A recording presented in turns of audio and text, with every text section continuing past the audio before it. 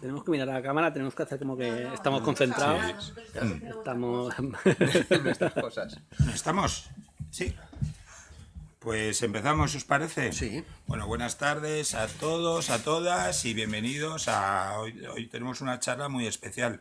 Hoy estamos con un libro bueno, es un libro que no es nuevo, pero que sigue cosechando grandes alegrías para sus autores. Hoy estamos con Gonzalo Aeneas, y Enric Pujadas, autores de las Olimpiadas del Sufrimiento. Y vamos a conocer un poco los entresijos de la obra y también un poco de vuestras vidas incluso, porque creo que está bastante... La vida sexual, casi casi. Bueno, sin el casi, vamos. Bueno, la primera pregunta obligada es ¿qué es las Olimpiadas del Sufrimiento? Pues es una autobiografía compartida, partiendo un poco de la idea de hablar de la depresión de Gonzalo. Yo hacía tiempo que quería hacer algún TVO que se saliese más, lo que me suele gustar más es fantasía, ciencia ficción y tal, que es lo que suelo escribir más. Quería hacer algo más de la vida cotidiana, más slice of life, dijésemos. Pero como si lo haces tan de la vida cotidiana, visualmente no son muy interesantes y a mí lo que me gusta es la fantasía, la ciencia ficción y tal, pues quería que las emociones del personaje se estuviesen representando, pues eso, con elementos visualmente más fantásticos, más vistosos y tal. Y entonces cuando él vino, bueno, nos conocíamos desde hace mucho tiempo y cuando empezamos a hablar más del tema de la depresión y tal, él quería hacer un TVO pues hablando de la depresión y yo dije, hostia, pues la forma de hacerlo es esta. Entonces, bueno, así partimos y yo enseguida vi que lo que funcionaba muy bien es que yo soy súper diferente. Él es como muy propenso a los altibajos y tal, y yo soy súper tranquilo, súper... Entonces los contrastes funcionan muy bien en las historias y ese contraste pensé que podía ser un poco la forma de contarlo y que fuese diferente y no fuese la típica autografía en la que el autor pues habla solo de él mismo y desde su punto de vista y de tener otra perspectiva. Otra perspectiva además desde un ángulo muy diferente. Entonces... hablando con un amigo, que bueno, de hecho es el propietario de Gotham Comics en Palma, que también ha padecido muchos años de depresión y tal, y que ha sido un poco como el sensei de Gonzalo en el del que le ha aconsejado y que le ha... Pues un día que estaba súper mal, Gonzalo, como súper hundido en la depresión, pues llama a Jaume, no lo encuentra... encuentra a su pareja no sabía qué hacer, se puso a llorar, en plan, te llama cuando venga y tal. Él estaba tan mal que no, casi no podía ni expresarse, no sabía, estaba como, no me salen las palabras. Y cuando por fin logró hablar con él, le dijo, mira, lo que tienes que hacer es irte ya de urgencia a ver al psiquiatra. Pide ahora inmediatamente porque esto no son las Olimpiadas del Sufrimiento, no te van a dar una medalla por ser el que más sufre. Entonces luego, más tarde o al día siguiente, él me llama a mí y me dijo, mira, he tenido un día de mierda, súper malo, el peor de mi vida, pero creo que ya tenemos título para el cómic. Y creo que el título es tan exagerado que terminó de asentar la idea de hacerlo con un toque de humor. Porque estamos hablando de una cosa súper dramática, súper chunga, y que cuando se pone dramático, el cómic se pone muy, muy dramático. Y por eso creo que la forma de hacerlo digerible era recurrir a otro contraste más, que es el de meterle humor, ir metiendo pues como tal, siempre... Sí, bueno, le da mucha naturalidad al relato, que hay poca impostura. Sí, yo aparezco como narrador casi y como ya me había metido en la cabeza la idea de ir haciendo contrastes, le dije a Gonzalo, oye, a mí dibújame en blanco y negro, me dibújame como en otro estilo de esto. De hecho, dibújame como a Scott McCloud. Sí. No sé si conocéis a Scott McCloud. Scott McCloud es un teórico del cómic que hace teoría del cómic haciendo cómics. Que dijo, la manera de hablar sobre cómics tiene un cómic muy famoso que se llama Entendiendo los cómics, en el que se representa a sí mismo pues muy como salgo yo, que salgo en blanco y negro. Fíjate que así. a mí me recordaba una película que había de Woody Allen que salía desenfocado un personaje. Sí. No me acuerdo, era Robin Williams. Desmontando a Harry. Desmontando a Harry. Sí. Y no pues, había visto una cosa más. Pues Scott McCloud empieza el cómic hablando de la iconicidad, ¿no? Que de un personaje cuanto más básico lo hagas, cuanto más genérico sea, o sea, nosotros reconocemos una cara humana con 2 puntitos y una raya, ya reconocemos una cara humana. Y el Bueno, momento, es un emoji, en realidad. Sí, un emoji es eso, es como que decía que los cómics funcionaban muy bien en un momento dado porque es muy fácil sentirse identificado con ese personaje que tiene unos rasgos tan genéricos y tan cuanto menos detalles tiene, más fácil es que el lector se sienta identificado. Y yo como quería contar esta historia de una forma muy cercana, dije, dibújame algo más con MacLeod, que sirve primero para hacer lo que haces con MacLeod, que es hablarle al público, porque o sea, simplemente es hacer de narrador, y aparte para marcar una diferencia de personalidad, como que él está dibujado súper realista en color y tal, incluso su color de piel va cambiando según sus estados de ánimo, si está deprimido está azul, está tal, y yo en cambio siempre estoy en blanco y negro porque yo siempre estoy bien. Porque eres autista. Soy autista. Bueno, en tu caso, Gonzalo, ¿cómo recibes la propuesta? Porque claro, no es habitual. Lo habitual suele ser que haya un autor hablando de sí mismo en primera persona y recree, pero realmente tú te conviertes en el personaje, en la fuente de inspiración y a la vez en el dibujante. O sea, tú no estás dibujando un trabajo ajeno, sino que estás dibujando tus propias... Sí, mis vivencias. Vivencias más Sí, más oscuras. íntimas. Sí, ¿cómo lo vives tú? Bueno, es algo bastante, yo creo, bastante orgánico fue el proceso. Enrique y yo, como sale en el cómic, nos conocemos desde hace un montón de años, hemos vivido juntos, hemos tenido un montón de proyectos frustrados de cómic que no han salido adelante.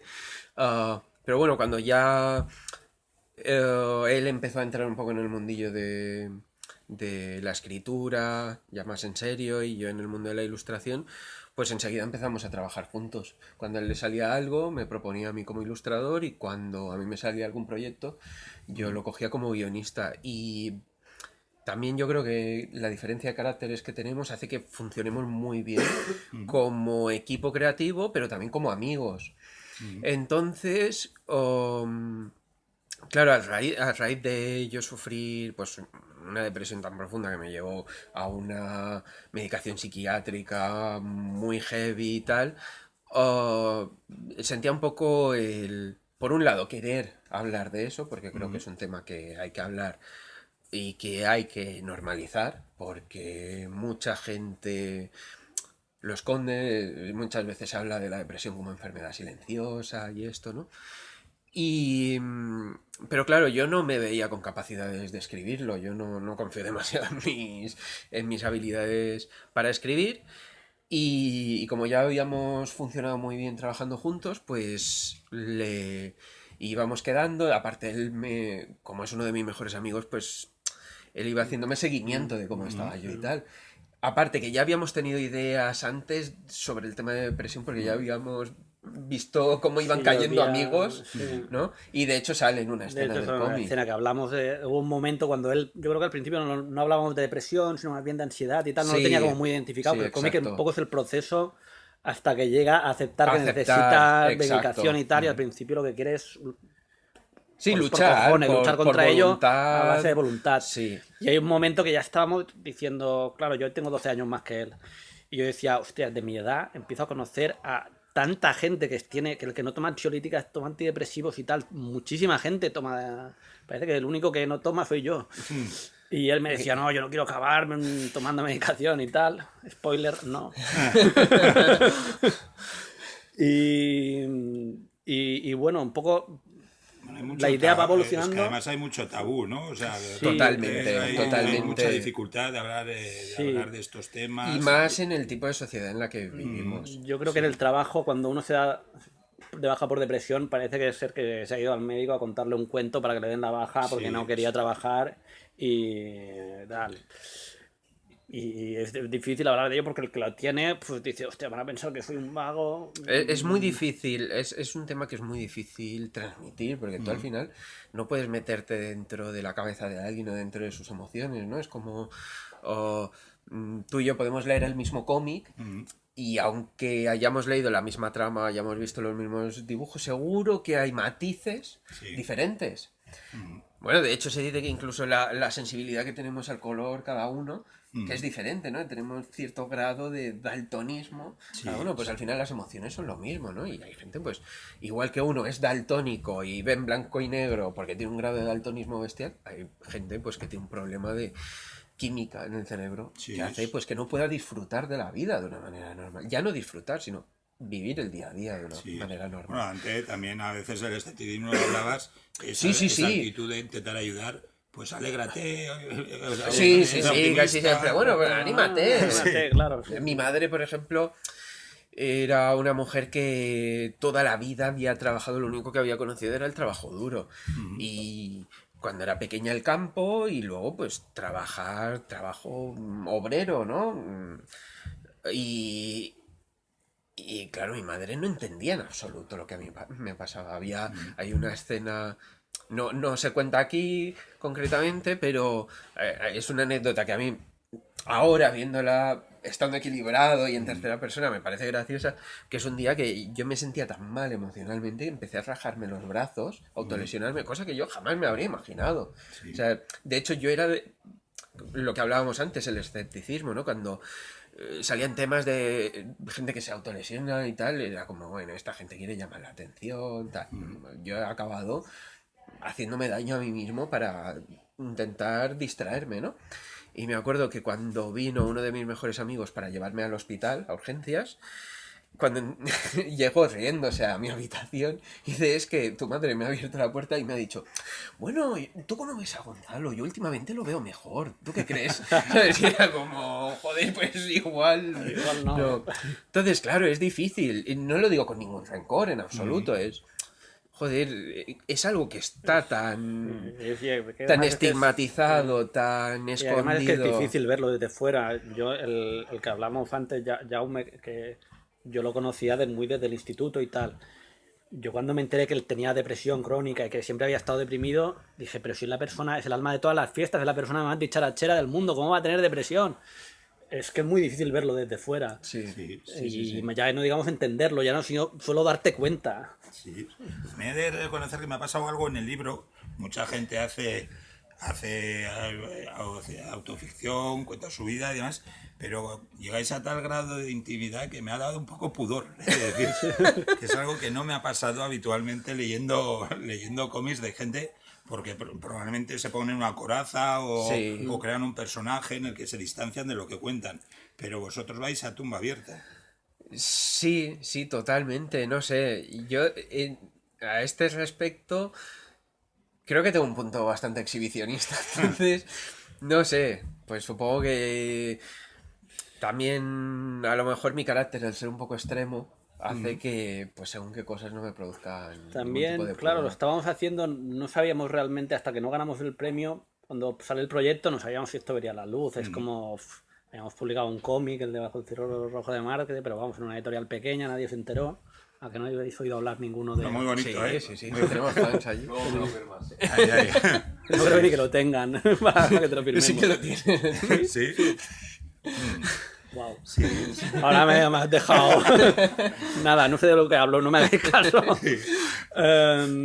Tienen más fans. He perdido el hilo completamente, ya no sé de qué cojones estaba hablando. Estabas hablando de, bueno, de que tampoco esperabais ganar el premio, Sí, era casi, claro, casi sí. una terapia. Claro, yo fui muy tranquilo, entonces a mí no me preocupaba el tal, y sobre todo porque las cosas más fuertes que se cuentan son de él, o sea que pues, a mí, como el que sufre es él, pues a mí me parece todo gracioso. Pero es verdad que tampoco, dices, vale, vamos, él me iba mandando audios por WhatsApp, me enviaba un audio, le decía, háblame de tu infancia, de tus padres, y tal. Entonces me enviaba un audio de media hora que yo me escuchaba y me volvía a escuchar, me lo ponía a doble velocidad y me lo escuchaba y me lo volvía a escuchar para así sacando escenas y ver cómo vamos saltando adelante en el tiempo, porque partimos del momento en que nos vamos a vivir juntos, que es cuando ya hacía tiempo que nos conocíamos y tal, un momento que los dos habíamos cortado con nuestras parejas y entonces vamos a vivir juntos, y es un poco cuando surge por primera vez la idea del cómic y tal, que no se llegó a hacer hasta muchos años más tarde, pero como que ahí ya empezábamos a tener un poco el de esto. Y a partir de ese momento pues vamos adelantando hacia el presente hasta que pilla la misma realización del cómic, Y vamos saltando hacia la infancia de Gonzalo y un poco a los antecedentes que podían verse quizás de dónde podría venir esta depresión, si es que tiene un origen o no es algo... No, O algo, bueno, a lo mejor es algo de química del cerebro simplemente, Claro, ahí... pero vamos, que en cierto modo sí puede que ser cualquier cosa. puede es ser que- cualquier cosa, pero vamos, que exploramos un poco la vida de Sí. sus padres y tal. Entonces yo Sí. decía, háblame de cuando tus padres y tal. Bueno, luego hablamos un poquito de tu Y, padre, que es un sí. personaje y es un poco, singular. creo que Sí, es sí. una cosa tan íntima entre nosotros dos que claro, no piensas, luego esto lo va a leer todo el mundo, sino que es como que era una conversación entre nosotros. Y hasta que no lo tienes impreso y en la mano, dices, hostia, esto lo va a leer la Ya no gente. explícaselo a la gente. Y ahora estamos Sí, nominados a los Zona Comic y la gente se va a enterar de que lo hemos sacado además. Sí, comentábamos un poquito la figura de tu padre. Es una figura que marca porque entiendo que es una figura complicada de reflejar con sus luces y sus sombras. Exactamente. Claro, yo creo que la persona más influyente en mi vida fue mi padre, ¿no? Porque también mi padre, bueno, como se cuenta en el cómic, un poco de spoiler, pero claro, era una persona que huye de su casa siendo un niño porque lo maltrataban. ah, Se crió trabajando prácticamente, era una persona que solo conocía el trabajo duro y solo conocía valorarse a través del trabajo duro. ah, Era analfabeto, o sea, no tuvo tiempo tampoco para dedicarse a la cultura, digamos, ¿no? Y claro, ese era el referente masculino que yo tenía en mi casa, un hombre de 1,85 m con aspecto de Tom Selleck, ochentero a tope, que cuando yo qué sé, pues a veces a mí me tocó algunos veranos irme a trabajar con él, era carnicero en la cocina de un hotel, me castigaban y me hacían ir a trabajar con él, y las compañeras de trabajo, ay Paco, pero qué guapo eres, no sé qué, no sé cuándo, era el estereotipo de macho alfa, que creo que todos tenemos un poco en el imaginario, ¿no? Sí, el Bertín Osborne. Sí, sí, no tan rancio, también de Cádiz, no tan rancio, pero tenía sus cosas rancias, bastantes, pero bueno, era buena persona por lo menos, Sí. no como nuestro amigo Bertín, Sí. que es un esperpento. Pero claro, yo desde pequeño, a mí mis padres me lo decían más de una vez, que a mí a veces me decían, niño, tú eres un poco raro. ¿No? Y es verdad, o sea, yo teniendo ese referente, siempre fui un niño muy sensible, con unas inquietudes pues que en muchos casos no coincidían con las suyas, ¿no? A mi padre le encantaba el fútbol, a mí el fútbol siempre me lo ha sudado. Y luego hay cosas que sí, que me han impregnado de él, por ejemplo, pues el amor al cine, sobre todo el amor al cine, pues súper violento de los 80, cosas así. Entonces yo creo que eso en mí genera como un magma curioso, ¿no? Como ciertas disonancias, por decirlo de alguna manera, que no tienen por qué ser negativas. Lo que sí hay momentos en que tú te pones frente al espejo, ¿no? Y yo creo que a todos nos ha pasado, que hay un momento en que queremos cumplir como un perfil. Por ejemplo, a mí me pasó cuando cumplí los 30, jamás en mi vida me había planteado ni tener hijos, ni casarme, ni tal, y a los 30 estaba soltero, no tenía ni un piso donde vivir, no tenía nada. Y decía, hostia, mis padres con 30 años ya tenían la vida hecha, ¿no? Entonces, claro, al ponerme delante del espejo y compararme, pues por ejemplo, con la figura de mi padre, decía, es que no tengo nada que ver, soy...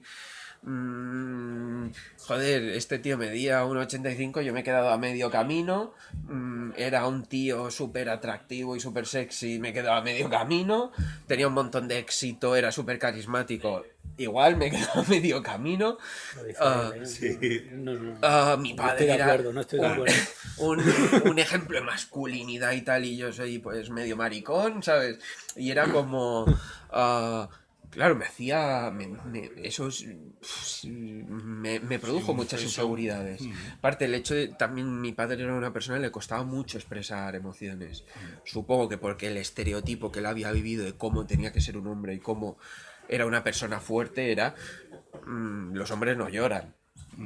Yo la persona más fuerte que he conocido en mi vida era mi padre. Y entonces, pues, claro, ese era el ejemplo que yo tenía. No podía expresar y tampoco sabía cómo expresar según qué cosas que me pasaban, ¿no? De hecho, yo creo que el cómic también habla mucho de eso, ¿no? De momentos de dolor, pero que uno no sabe ni cómo expresar, ni hacia dónde van dirigidos, ni de dónde vienen. En muchos casos parece que la violencia es un camino que te acompaña durante Sí. mucho tiempo. Sí, sí, la violencia es un poco una vía de escape, creo yo. Es también como... Yo creo que es ese punto que las emociones me desbordan y, y, y lo rompo todo, por decirlo de alguna manera. A mí hay una frase que me gusta mucho de Takeshi Kitano, el director y actor japonés, que le preguntaban, ¿no? Porque en sus películas hay este típico ritmo japonés muy contemplativo, ¿no? Y de repente unas explosiones de violencia y esto. Y él decía que es porque es como él uh, ha vivido su vida, ¿no? Que él en los momentos decía que era como si le hubiesen comprado un traje limpísimo y le dijese no te lo puedes manchar. Tuviese un helado en la mano y en el momento en que se mancha un poquito es como ya está. Se tira al barro, todo se va a la mierda. En mi caso es como parecido en el momento en que paso la línea de no puedo más con esto, descontrol. Y en los casos en que me sentía agredido, tal, casi siempre acababan habiendo peleas, cosas así, en lugar de huir hacia atrás, por ejemplo, pues en el colegio, en el instituto, cuando había conflictos, pues violentos, ¿no? Con compañeros, en lugar de recular, lo que hacía era huir hacia adelante. En algunos casos de manera exitosa, y que me reforzaban quizás también esa parte masculina, ¿no? Y tal, y en otros casos pues con riesgo pues a lo mejor haber acabado medio muerto. No sé hasta qué punto la aparición del kendo, las artes marciales te ayudan a canalizar esa violencia en una dirección. Sí, sí, yo creo que es algo Se habla que mucho de la disciplina en el cómic, ¿no? Precisamente luego al principio se intenta enfrentar a la depresión con las mismas herramientas con las que se enfrenta el kendo o se enfrenta a la ilustración a aprender a dibujar. Hay también toda una parte de cuando llega a la escuela de ilustración y hay gente como que le sale todo más fácil y tal, pero Gonzalo es el que más trabaja y el que está ahí. Y es un poco la misma disciplina de ahí del sí. kendo en el que repiten los katas una vez y otra vez y otra vez y otra vez hasta que sale perfecto, ¿no? Sí, sí, sí, es un poco así. Y también el tema de canalizar muchas cosas, no solo porque al final el tema de quizás como esa agresividad interiorizada,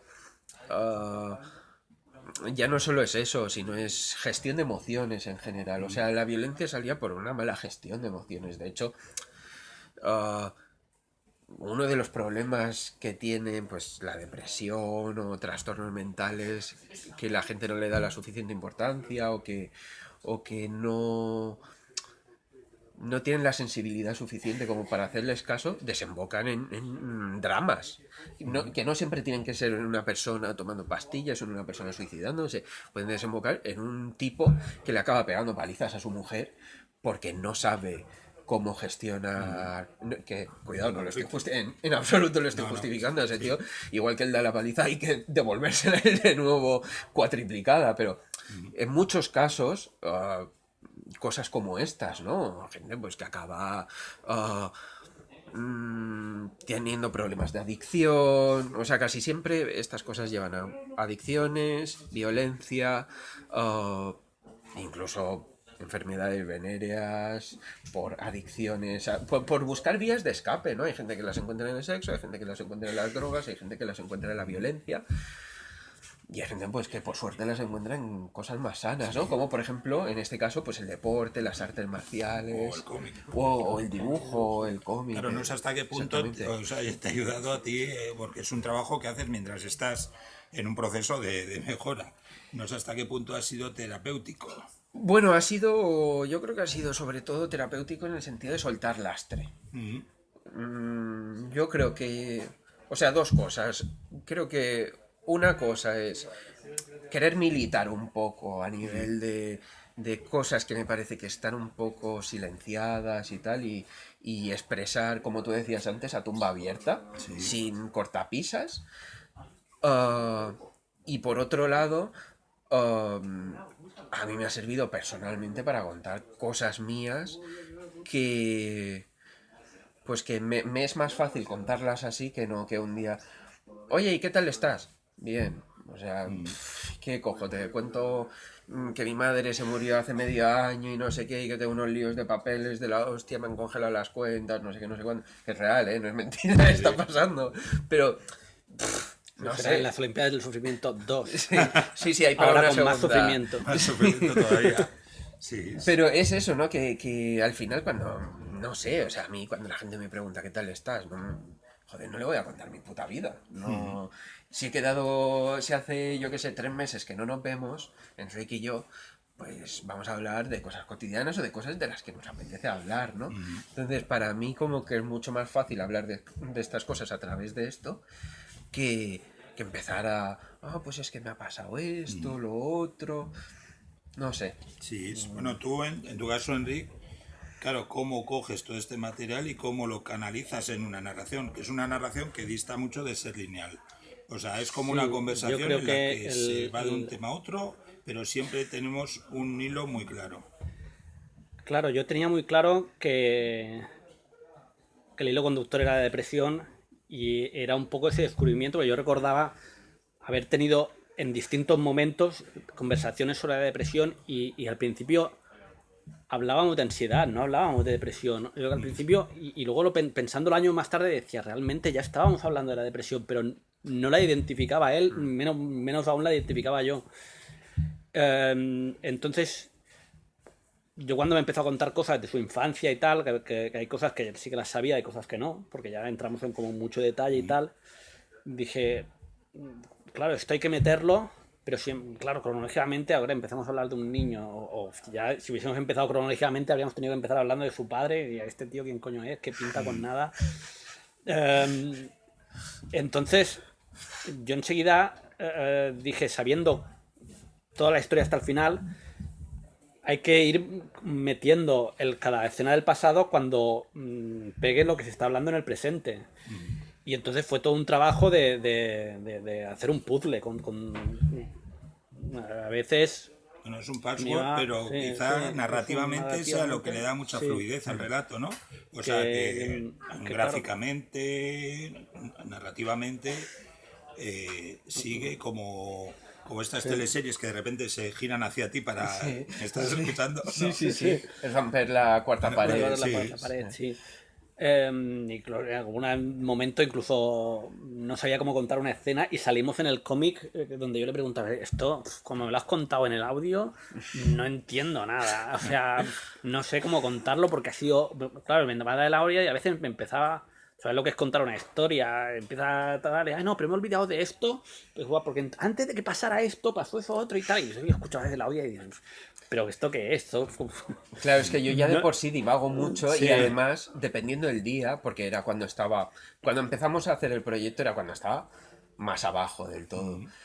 Yo creo que a veces, dependiendo del día, le enviaba cosas como más coherentes y más encapsuladas, por decirlo de alguna forma, y yo creo que había días que igual le enviaba un audio de 40 minutos y no tenía ningún puto sentido. Como Sí, en el había mundo de que los saltos, y seleccionarlo. claro, por ejemplo, yo me los escuchaba una y otra vez, iba tomando notas y tal. A veces algunos de los diálogos son realmente. Esto que ha dicho Gonzalo, Sí, sí, mola, sí, lo escribo tal cual. literalmente. Pero claro, había que darle un sentido. Y yo vi que había como un camino de no saber que estábamos hablando de depresión, a descubrir que es depresión, y luego a resistirse a recibir ayuda, a resistirse a tomar medicación y a finalmente aceptar la medicación. Al principio, la medicación lo que tiene a veces es que cuando empiezas a tomar medicación caes más abajo todavía, antes de mejorar como que empeoras. Y claro, cuando yo escribí casi todo, estábamos en ese punto en el que estábamos súper abajo y yo decía, ya habíamos decidido presentarlo al premio de Ciudad de Palma y yo decía, espero que ganemos el Ciudad de Palma, porque es que si no esto va a ser un final mega catastrófico en el que acabamos en un pozo de negrura total y digo, si al menos ganamos el premio podemos cortar ahí y decir, mira, hemos acabado con una Y en victoria. el que solo quedará un autor vivo.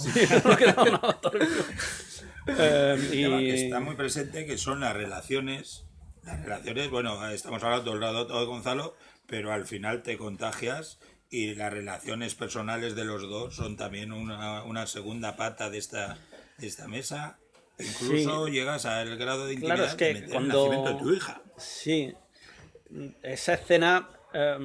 pasa una cosa con esa escena, creo que mucha gente me pregunta por esa escena por un motivo, porque en el cómic van pasando los años bastante rápido, vamos viendo escenas y como en todo cómic autobiográfico, pues es una sucesión de escenas, de momentos aislados. Y de repente la escena del parto, que es claro, son 10 páginas. Y es como, madre mía, aquí me estás contando décadas de la vida del padre de Gonzalo en una página y de repente me estás contando una escena en 10 páginas. ¿Por qué? Porque me dio la gana. Porque es mi cómic, ¿no? Es mi cómic y pasa una cosa, que cuando salí súper flipado, ya estaba empezando a dedicarme a escribir y tal, y lo puse todo por escrito. Y lo dejé ahí en un rincón. Y cuando puse a hacer el cómic, dije, hostia, lo del parto tiene que salir porque es una escena en la que realmente podría haber salido muy mal. Y estaban los médicos diciendo, esto puede ser un problema, esto puede ser un problema, esto puede ser un problema. Y yo decía, madre mía, aquí esto... Y yo estaba muy tranquilo, porque veía, bueno, estos son médicos. Cogimos un día que por casualidad no había ningún otro parto al mismo tiempo, entonces teníamos a todo el personal del hospital ahí para nosotros. Y lo explicaban todo muy bien. Y yo decía, bueno, yo aquí perdiendo los nervios no arreglo nada. Esta gente parece que sabe lo que hace. Vamos a dejarlos que hagan. Yo creo que si yo me hubiese puesto nervioso, me habrían echado del quirófano y habrían dicho, tú espera ahí fuera, que creo que a la primera de cambio no te dejan estar dentro del quirófano, lo que suele pasar. Pero yo creo que me vieron tan tranquilo y tan tal. Entonces, creo que el contraste ahí entre lo que estamos contando de Gonzalo, de la depresión y tal, y mi tranquilidad en una escena que se podía estar yendo toda la mierda, pues era un gran contraste. Y como lo tenía escrito, de ese momento, yo cuando lo releí, dije, hostias, todo esto pasó. O sea, tenía un montón de detalles que se me han olvidado. Y claro, tenía tantos detalles que cuando dije, tengo que cortar cosas porque decía, no, pero es que todo parece importante, no sabía dónde cortar. Y al final salieron 10 páginas y dije... No sé qué más cortar de esta escena, o sea, ya le he dejado en los huesos. Si no la cuento así, como que se pierde Pero hay un momento que es como una cacofonía, hay como una multitud de voces que cuesta diferenciar si es la tuya, de la de tus parejas, la de vuestras parejas, que no sabes muy bien dónde empieza la voz, lo digo en positivo, ¿eh? O sea, que realmente es... Creo que uno de los grandes momentos del cómic, hubo un momento que estábamos contando... un poco cuando una relación de pareja de Gonzalo, porque con esa pareja todavía se sigue en contacto, son amigos y tal, y Gonzalo le dijo, ¿me puedes contar por escrito lo que recuerdas tú de esa relación y tal? Y cuando Gonzalo me lo pasé, dije, hostia, podemos contar esto desde los dos puntos de vista. Y es un momento en que como que le cedo el testigo, el micro, literalmente el micro, porque sale como si fuera una monólogo stand-up, es como, toma, cuéntalo tú. Y creo que es una de las escenas que dices, esto contando desde los dos puntos de vida, cobra una vida y una tridimensionalidad y un tal, y creo que es un poco lo que hemos intentado hacer todo el rato. Yo creo que también lo hace coral. Lo hace muy coral, sí, en ese sentido, creo que porque de hecho en la segunda página ya del cómic yo le pregunto a Enric, no es muy egocéntrico por mi parte hacer este cómic, ¿no? Y él dice, bueno, tú déjame a mí, confía en mí y eso, ¿no?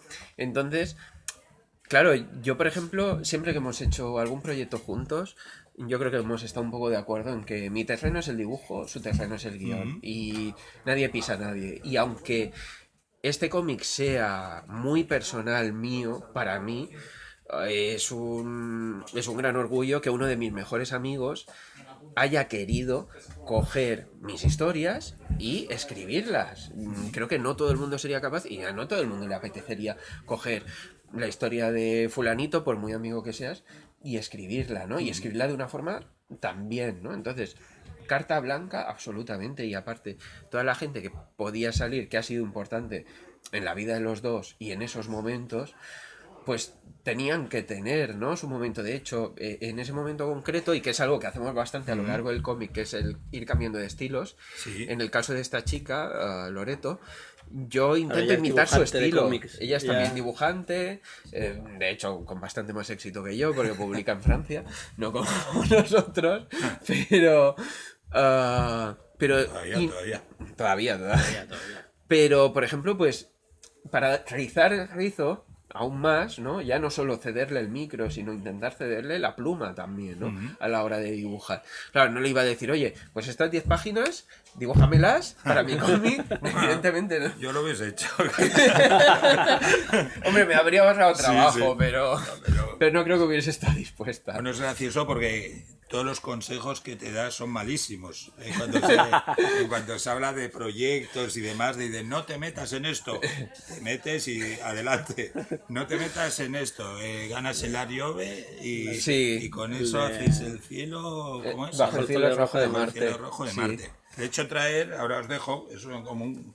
que me llama mucho la atención, es el tarot de Marsella que decidiste dibujar muy a pesar de un compañero y amigo, que os dejo verlo, es del señor, están contadas, y que bueno, que son momentos, porque al final también hablas de las dificultades de un autor para encontrar su espacio. Claro, yo este proyecto lo hice un poco, bueno, eso, como proyecto final de carrera de ilustración. También pues me volví loco, como siempre. Normalmente en la escuela de diseño de allí de Palma, pues cuando se entrega un proyecto de ilustración, pues normalmente se hace un proyecto, yo qué sé, se coge un libro, una novela clásica y se hacen 10 ilustraciones sobre esa novela. Y yo me volví loco y dije, voy a hacer 78 cartas con un packaging, con unas instrucciones, tal. Nadie pensaba que fuese capaz de hacerlo. Enrique me dijo, pero ¿para qué vas a hacer esto? Haz algo que te dé dinero, como los cómics. No era eso, No, un genio, un yo visionario. lo que le dije es, Visionario en los en lugar de negocios. dibujar a mano todas las cartas, haz solo los arcanos mayores o algo así, algo que sea trabajado, pero que no sea esta mega matada. Y de hecho, y mira. lo presenté un poco, o sea, con la memoria y todo esto, lo presenté también como un proyecto para comercializar, ¿no? Para hacer pues una tirada, una serie limitada y tal, y venderlas. Y he de decir que hasta ahora, dentro del mundo de la ilustración y el dibujo, lo que más dinero me ha dado es la venta de tarots. Sí. Y no es broma, ¿eh? O sea, No, me imagino. Estados Unidos, Japón, o sea, a Bueno, todo. claro, luego- Tenemos unos cuantos, si alguien quiere uno. Luego, Se venden barato. Luego lo autoeditaste. Sí, sí. De hecho, con el dinero que, con mi parte de Bajo el cielo rojo de Marte, dije, lo voy a invertir, hice una tirada y en total debo llevar vendidos cerca de 600. Madre mía. Porque he ido haciendo reediciones, voy por la cuarta edición. Sí. La primera edición se vendió enseguida, con la primera edición ya recuperé toda la inversión y ahora uno de los proyectos es hacer otro, aparte de otro cómic que estamos en proyecto, Sí. pero también hacer otro tarot. Bueno, en el libro contáis como otro de los éxitos del tarot es que te ayudó mucho a definir tu forma de trabajar el color, que Sí, es algo que llama la sí. atención en las Olimpiadas, bueno, y también en el de Marte, que no me acuerdo el título, porque son de Bajo ese, el cielo rojo pero de en el Marte. que el color es fundamental. Sí, de hecho yo estoy más contento de mi tratamiento del color que de mi dibujo. A ver, supongo que creo que casi todos los dibujantes sufren un poco síndrome del impostor y sufren, ¿no? Un poco con su trabajo, porque al final lo expones y tal. Pero con el color generalmente me siento bastante seguro. No dudo demasiado, ¿no? No digo, hostia, aquí tomé una muy mala decisión, vaya mierda. Con el dibujo sí me pasa a veces que digo, guau, chaval, esta página no la quiero volver a ver. Y es algo que aprendí en la escuela de diseño, gracias a mi mentor, Florentino Flores, que... Bueno, que es un personaje también recurrente en toda la obra. Sí. Sí, un personaje Es un dentro del mundillo personaje, del cómic. Un personaje así. Sí, personaje a secas. Y me dijo textualmente, me lo dijo una vez, no sé qué No trabajo escuches esto, entregué. Florentino. No, que lo escuche, que sí le encanta, le encanta. Una cosa que me dijo, me lo dijo tal cual, en un trabajo, básicamente me estaba diciendo, el color es una mierda, o sea, los colores que has usado aquí es una basura. O sea, marrones, grises, no sé qué dice. El gris no es un color, ni siquiera es un color, ¿no? Y dice, me dijo, deja de intentar probar con colores y empieza con dos. Dos colores que te funcionen bien. Cuando hagas una ilustración, pues la línea, le metes un color a la línea. O la dejas en negro y metes dos colores. O le metes color a la línea y luego un color. Y a partir de ahí, si eso te funciona bien, vas añadiendo. Y poco a poco, a medida que vayas haciendo proyectos, y empecé un poco así. O sea, los primeros pósters que fui haciendo, o portadas para discos, los primeros proyectos que iba haciendo así un poquito ya más profesionales, pues fui experimentando con eso, ¿no? Y cada vez me iba sintiendo más cómodo y de hecho tengo como una paleta súper reducida, que es la que uso siempre, y a lo mejor una vez cada 2 o 3 años añado un color porque necesito tal color tal, veo que me funciona y digo, me lo guardo. Sí. Bueno, hablamos un poquito de las dificultades para encontrar el camino. Bueno, en tu caso, Claro. entiendo que los dos compartís esa ansia de rentabilizar un poco el esfuerzo y la dificultad para encontrar acomodo en un mundo que es a veces difícil, como el del cómic. Bueno, a veces yo creo que siempre. O sea, por lo menos yo hablando con autores baleares de renombre, premios nacionales como Max, Bartolomé Seguí, ellos mismos lo dicen que vivir del cómic es prácticamente imposible. Que viven más del diseño gráfico y cosas así que del cómic. Sí, sí. Y de hecho los dibujantes aún, porque podemos podemos Sí, hacer esto ilustración, no sé quién me lo decía. cómic. Ahora estuve en el Salón del Cómic de Barcelona. No me acuerdo quién era que me lo decía, que si el dibujante ya gana poco, el guionista se lleva una tajadilla de lo del dibujante. Suele ser Sí. 70-30. 70-30, Sí. o sea que... Un caso que a mí me llamó la atención, de hecho creo que me lo contó el mismo Florentino, era que Raúl, uno de los guionistas yo creo más reconocidos del territorio nacional, es portero de un bloque de pisos, creo, o algo así, y él lo comentaba, ¿no? Que él no podía permitirse solo dedicarse a guionizar cómics y dejar su trabajo convencional. Yo tengo la suerte de que, tengo la suerte y también considero que me lo he currado, ¿no? Me entran ingresos por el dibujo y me entran ingresos por el mundo de las artes marciales, porque mi otra faceta pues es que soy gerente de un centro de artes marciales y entonces compagino mis dos grandes pasiones. No digas gerente, di sensei. Queda muy fantasma decir sensei, tío. Tírate el moco. Entonces, digo que tengo suerte porque cuando la gente me pregunta de qué trabajo, yo soy de la idea de que el trabajo no hay que glorificarlo, creo que el trabajo es la gran desgracia que tenemos los pobres en este mundo, ¿no? Entonces yo intento también militar un poco con eso y digo que por suerte no trabajo, me dedico a lo que me gusta y eso me permite No es vivir. poco. Exacto. Bueno, intentas durante un tiempo llegar a los mercados Sí, foráneos para contar historias de otro y acabáis contando vuestras propias historias. sí. Que al final Curioso. No es no poco ganaremos pago, ¿no? tanto dinero, pero bastante satisfactorio. Sí, muy Al menos que gratificante. estás haciendo lo que tú quieres y no lo que te encargan. Sí, de hecho yo he llegado a esa conclusión, de hecho esto también sale, ¿no? En el cómic, hay un momento en que tengo la obsesión de, como otros compañeros de Mallorca que trabajan en Marvel o en DC, yo entrar también ahí y poder decir, vivo de esto y estoy en primera división y tal, ¿no?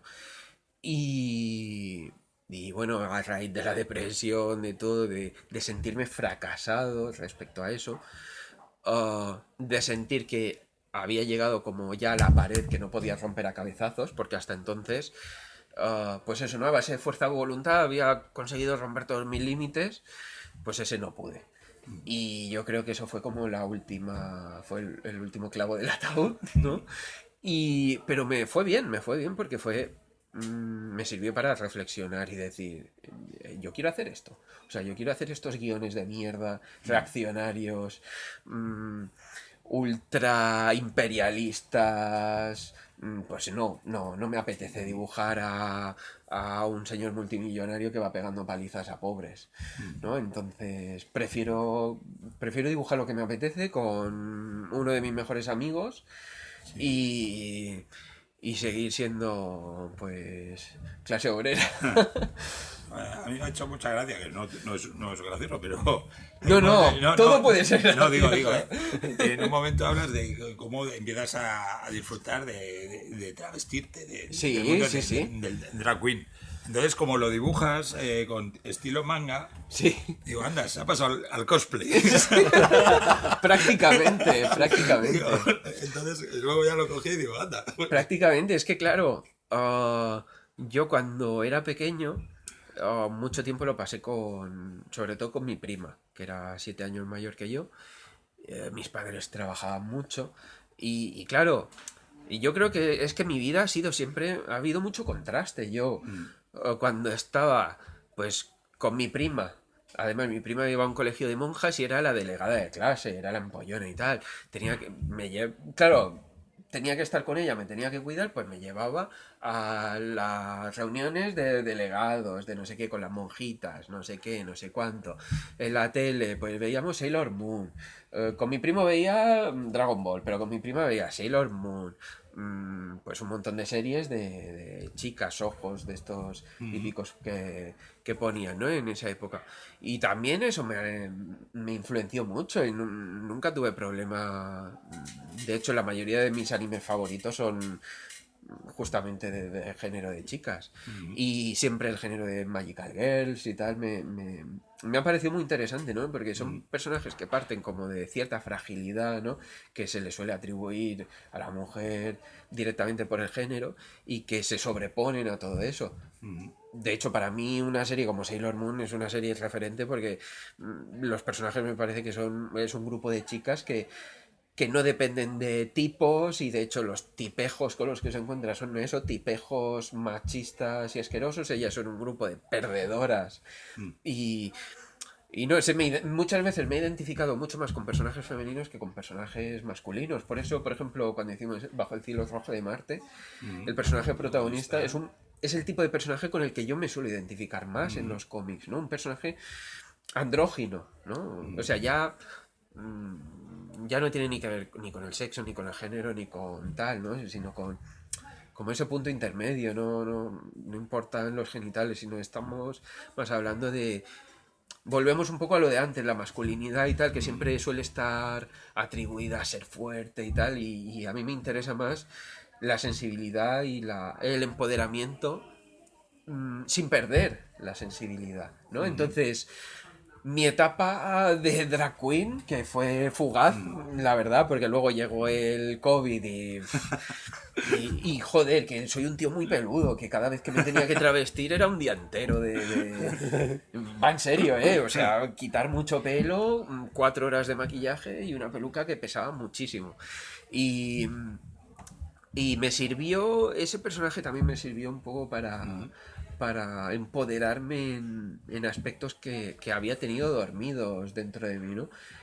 Podía sacar con ese personaje masculinidades que no sacaba yendo de chico y podía sacar feminidades que tampoco sacaba siendo Sí, chico, ¿no? O sea, podía sacar como mi 100%, ¿no? ojos, Y espejos. sí, fue como ponerme una máscara que me permitía, ese personaje me permitió traspasar el personaje y ser yo mismo, ¿no? A veces te pones una máscara y el personaje te come. En mi caso el personaje me permitió salir, ¿no? Sí. Es, es un poco difícil de explicar y tiendo a divagar mucho, pero no sé explicarlo de una manera mejor. Comentabais antes que precisamente hablando de personajes, claro, en un momento sois conscientes de que estáis contando la historia. No sé hasta qué punto modifica vuestro comportamiento el hecho de que sepáis que va a ser luego una historia.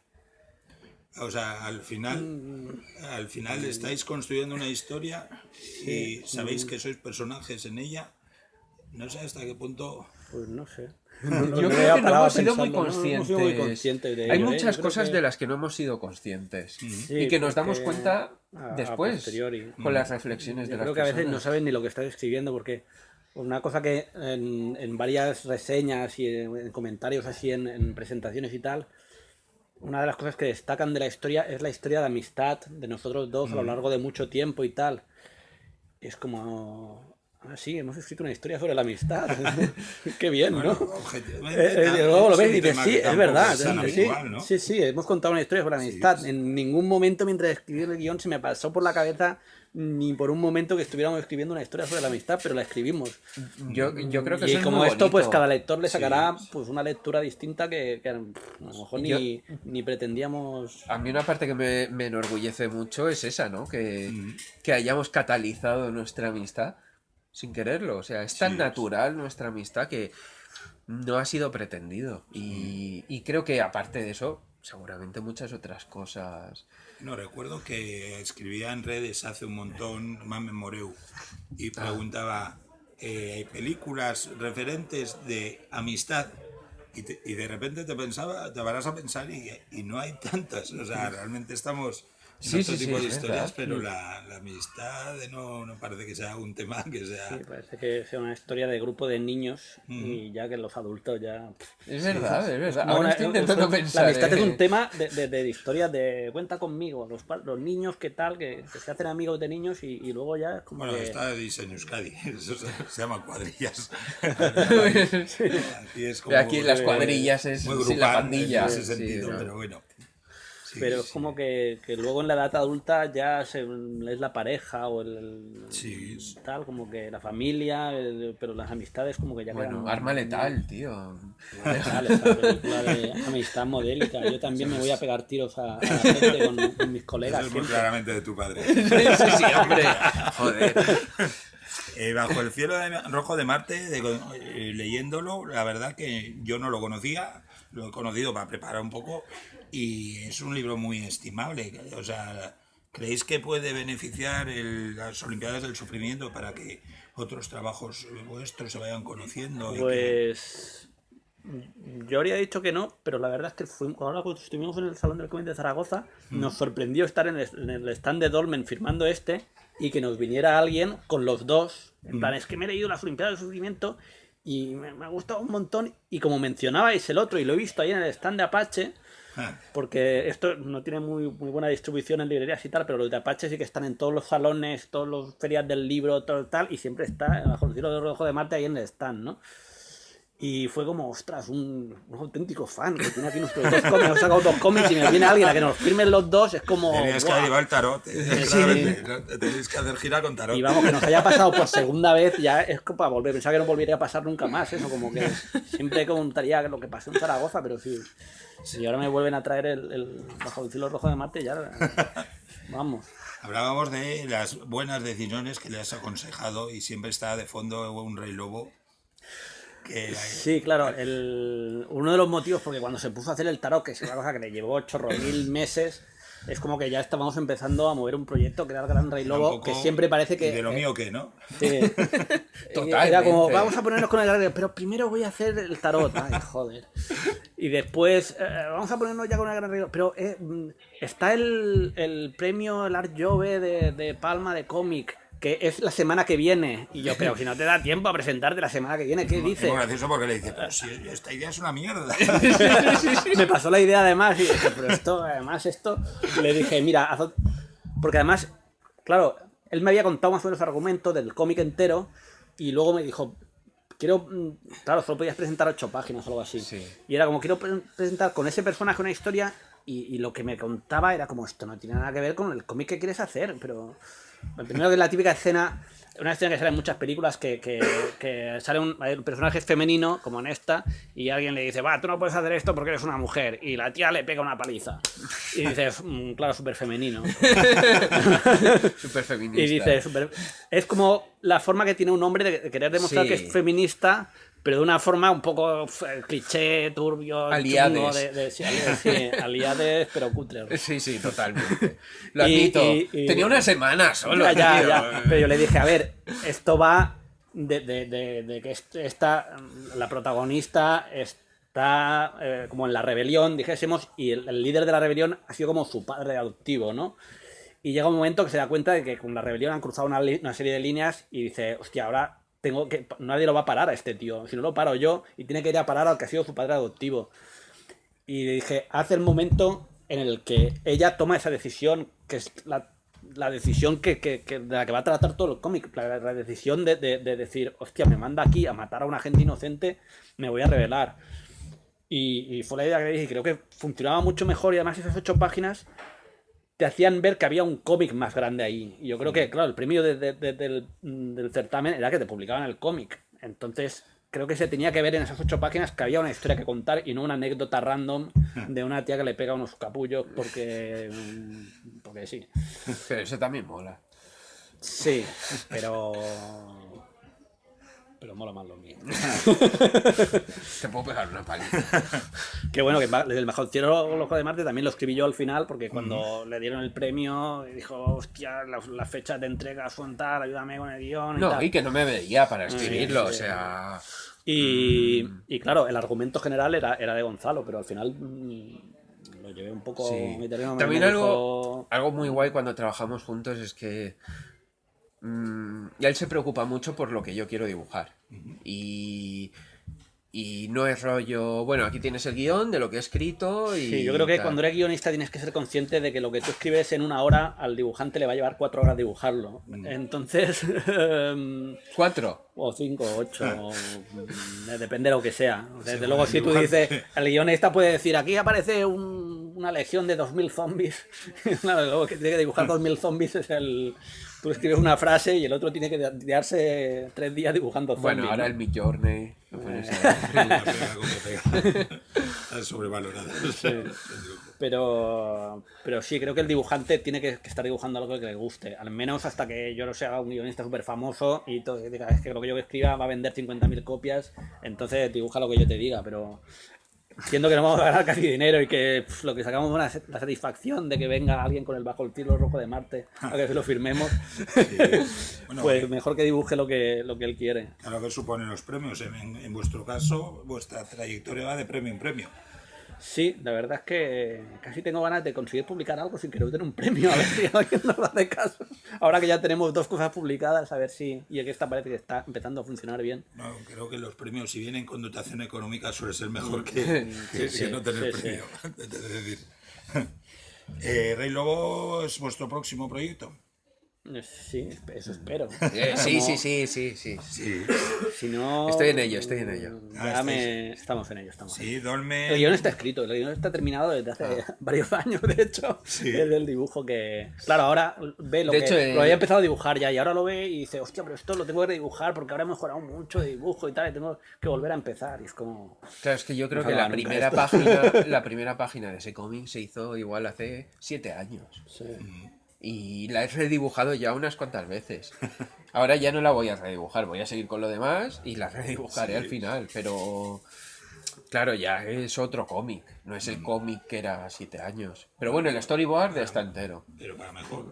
Hombre, sí, por supuesto, y mucho más rápido. Y Dolmen, bueno, está viviendo un momento en el que después de los clásicos está apostando por la producción propia. Y con bastante éxito, porque de los 20 nominados de Zona Comic, había 3 de Dolmen. Y yo diría que básicamente son los 3 cómics de autores españoles que ha sacado, básicamente. Aparte de lo de Enrique Vega, de los cabezones, que siempre... Que ha sido han sacado, siempre, ha sido hablamos siempre. de Mark Twain y El de Coldo Hospital. Por eso estás tú aquí, porque yo le pedí mucho morro, le pedí a Coldo que tampoco casi no lo conozco, lo conocí el otro día en Zaragoza, pero yo con todo mi morro, oye, nos podrías presentar en tal, pero justamente están en Angulem este fin de semana y me dijo, no, pero yo te busco a alguien. Que yo te busco a alguien que te presente. O sea, que es difícil tener secreto con vosotros, me da la Sí, sensación. no, en el no próximo nos cómic cuenta mucho. sales aquí presentando. Sí, eso decía... Y en pelotas. Pero, De hecho- hay que intentar ahorrar esa escena a la gente. De hecho, sácales una foto a estos que los vamos a sacar en un cómic. Decía Michael Caine que le preguntaban a ver si era... que debía ser muy divertido trabajar con Woody Allen. Y él decía, no, si yo contaba un chiste, y él se iba al baño a escribirlo para meterlo en la película. O sea que da la sensación que al final todo acaba saliendo. Y luego Baños de Pleamar, Sí, un de- libro precioso sí, de Isabel Isabel Sánchez. Sánchez. Que me acabo de enterar ahora mismo de que van a hacer una película de animación, que ya lo flipo. Madre mía, sí. Bueno, a ver, Olimpiada del Sufrimiento también lo veis animado. Ojalá. Animado o en imagen real o como, Bueno, de como hecho- lo quieran, ¿eh? Sí. De hecho, Yo de- siempre tengo el móvil en marcha por si me llaman de Netflix, pero no sé qué pasa, que a mí hay una Podrían cosa andar muy liados. hay una cosa de Baños de Pleamar que de hecho de Isaac Sánchez es lo que más me ha gustado que he leído hasta ahora. Pero que hay una cosa en la que encuentro cierto paralelismo, que es el tipo de padre que hemos tenido, porque su padre también era Sí, bueno, muy fanfarrón, muy un personaje. perfil muy parecido, ¿no? Un tío grande, fuerte, fanfarrón, lo que tú has dicho, ¿no? Y que venía pues de un ambiente prácticamente lumpen, ¿no? Digamos. Y bueno, y de hecho yo a Isaac Sánchez ya lo conocía de antes, de cuando era youtuber y esto, ¿no? Y cuando sacaba el padre a veces y tal, me hacía mucha gracia porque decía, joder, es que es como si yo sacase a mi padre en YouTube, ¿sabes? Que era igual. Sí. Así que ojalá tengamos la misma suerte. A ver. Pues bueno, esperamos entonces próximo proyecto, Rey Lobo. Gran ¿puede Rey ser? Lobo. Sí, eso. yo creo que... Prometido, dar la mano, prometido. que esto está firmado. Así que Ahora mosreo. Ahora se lo has dicho aquí que ya lo tienes que hacer. Ya estoy- es así. Me ha pagado bastante dinero. Era una oferta de varios sucus imposible. Joder. Pues que me pague a mí también. Pues ahora, si queréis, bueno, firmamos un poquito. Sí. Toda la gente que ha venido estará deseosa de que firméis, y yo el primero. Si quieren hacer alguna pregunta. Sí, que ¿queréis pase hacer toda- alguna preguntilla?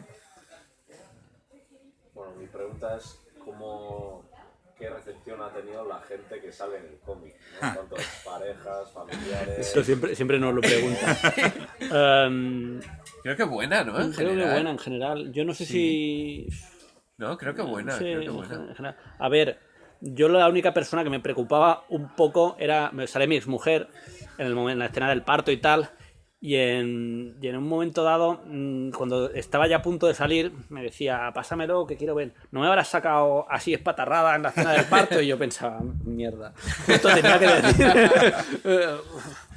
Y no, pero al final se lo pasé y fue de las pocas personas que lo leyó antes de que saliera y me dio el visto bueno y tal. Que era la única que decía, como me haga rehacer la escena del parto, lo hemos liado. Sí, Pero... yo creo que en general bien, aún estoy pendiente del feedback de mi psicóloga y mi psiquiatra, que encima las he puesto con su nombre a cada una y digo, me cago en la puta, Sí, la porque cuando próxima empezamos, sesión me acuerdo igual. que dijimos, les cambiaremos el nombre después y tal. Al final se quedaron los nombres. Al final se quedaron los nombres. Y Bueno, luego si tiene éxito, igual Oye, ponéis igual. el teléfono y... Yo les he conseguido clientes, o sea que... Sí, seguro que tienen muy buena experiencia. ¿Una preguntilla más? Pues ahora sí que sí, a firmar. afirmar. Pues sí. No sé si habéis traído, el primero el mío, claro. Fuerte aplauso para ellos. A vosotros.